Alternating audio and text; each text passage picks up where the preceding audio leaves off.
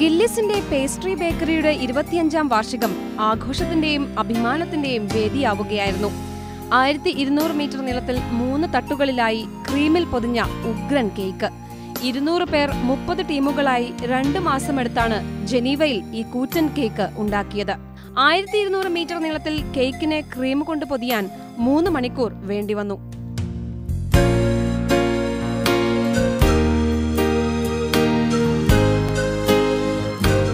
ആസ്വദിച്ചാണ് തന്റെ ടീമംഗങ്ങൾ കേക്ക് നിർമ്മാണത്തിൽ ഏർപ്പെട്ടതെന്ന് ഗില്ലിസ് പറഞ്ഞു.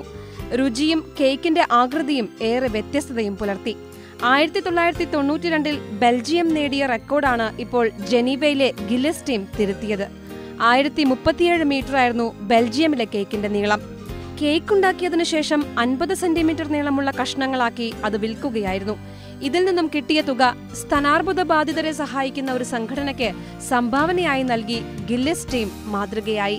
അങ്ങനെ വിസ്മയവും അഭിമാനവും ഒപ്പം നന്മയും ഇഴചേർന്നതായി ഗില്ലിസിന്റെ ബേക്കറിയുടെ 25ാം വാർഷികം. International desk, India vision.